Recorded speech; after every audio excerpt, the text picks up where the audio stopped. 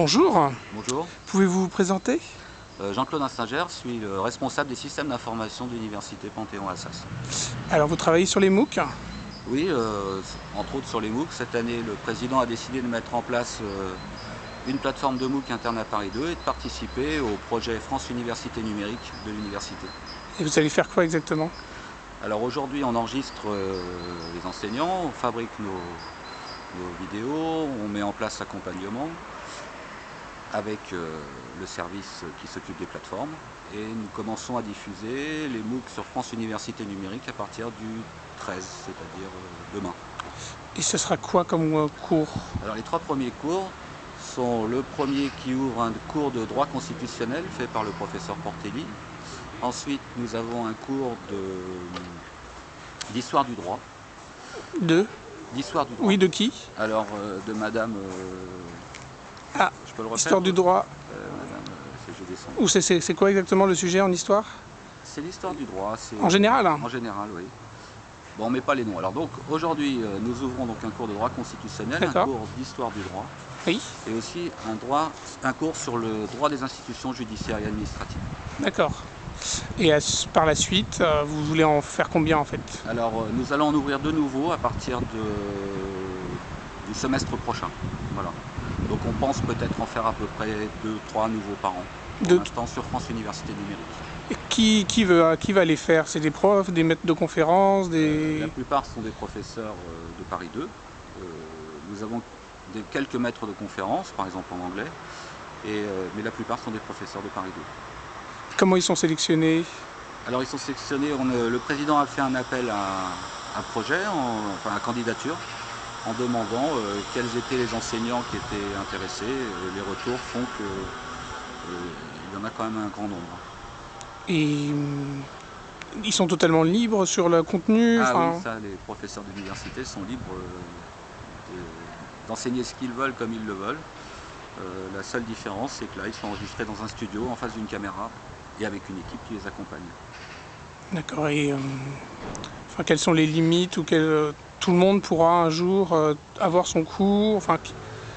Techniquement, je pense que oui. Après, il faut voir effectivement comment tout ça va évoluer à terme. Comme le disait Madame la Ministre tout à l'heure, on teste ces technologies jour après jour et on voit comment les choses évoluent.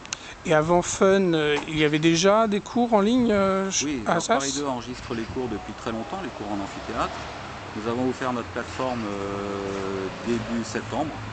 Mais évidemment, Fun est la plateforme qui nous permet d'être le plus entendu à l'étranger et aussi en France. Et qu'est-ce qui marchait alors? Déjà, il fallait être étudiant, j'imagine, pour voilà, accéder. Alors, au début, il n'y avait que les étudiants qui pouvaient accéder aux cours. Là, dans le cadre de France Université Numérique, tous les étudiants et même les lycéens qui veulent voir comment les cours sont donnés et par qui à l'université peuvent accéder aux cours. C'est une porte d'entrée vers les autres? C'est une porte, oui, c'est une porte ouverte aux autres. C'est-à-dire que tout le monde peut se connecter sur France Université Numérique et accéder à nos cours.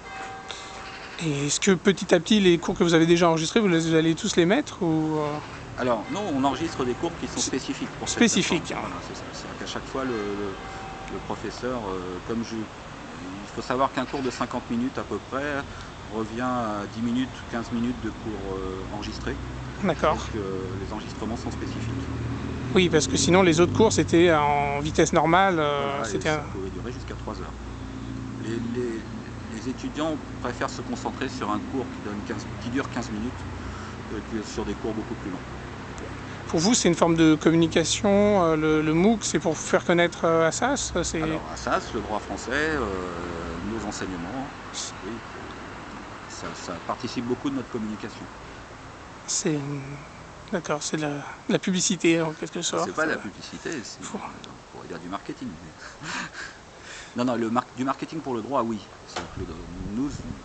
Nous voulons défendre le droit français sur le territoire Et vous êtes sur Coursera aussi ou non? Non, absolument pas. On a décidé d'être uniquement sur une plateforme française. D'accord, donc vous l'attendiez en quelque sorte ou... On l'attendait, c'est assez concomitant. Les événements sont arrivés tous au même moment. D'accord. Et est-ce que, alors là, pour l'instant, vous donnez des MOOC pour les étudiants de première, deuxième année, troisième année? Alors le niveau aujourd'hui est plutôt L1, licence 1, première année de licence, mais nous commençons à enregistrer des MOOC licence 2, licence 3 et après master. Est-ce qu'il y aura de l'interaction, enfin, est-ce qu'il y a une forme d'interaction possible? Oui, alors l'interaction est permanente puisqu'on a des indicateurs qui remontent en permanence de la part des étudiants qui utilisent nos plateformes ou la plateforme Fun. On interagit avec eux, on voit si un étudiant suit, s'il ne suit pas, on voit si...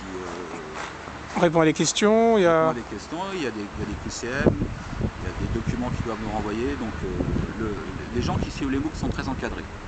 Il y a une certification possible? Alors nous espérons mettre en place très rapidement une certification qui pourrait par exemple permettre à un étudiant qui suit un MOOC d'avoir une certification en droit bancaire par exemple, qui pourrait lui servir après pour son cursus professionnel. Et des diplômes? Alors les diplômes, oui, nous mettons en place, donc nous avons mis en place une plateforme qui permet, en suivant 9 MOOC, d'obtenir un diplôme de première année de licence. Enfin, pas un diplôme, une certification de première année de licence. Donc on passe uniquement à l'écrit, c'est ça? Alors là, dans le cas de diplômes faits avec des MOOC, les étudiants passent une épreuve écrite, éventuellement des partiels, et s'ils sont localisés à l'étranger, ils le passent généralement dans l'ambassade du pays dans lequel ils sont. D'accord. Et donc il n'y a plus de TD, c'est purement... Alors les TD sont uniquement en ligne, il y a beaucoup d'accompagnement, c'est-à-dire que les étudiants il y a des chats, il y a des vidéos chats, tout est mis en place pour que l'étudiant puisse être accompagné en permanence. Ce qu'il faisait avant uniquement en TD, maintenant il fait en permanence. D'accord. Et donc c'est quel diplôme? La première année de licence en droit. Ah, d'accord. Voilà. Et vous les montez après, deuxième année, troisième année, Voilà, ou pas? aujourd'hui on commence la première année, l'an prochain commence en septembre la deuxième année, après la troisième année. Et donc on pourra aller, on sera diplômé d'Assas depuis Hong Kong, depuis... Depuis Hong Kong ou même depuis Paris pour ceux qui ne peuvent pas se déplacer Oui. ou qui travaillent. D'accord. Voilà. Bah, merci. Je vous en prie.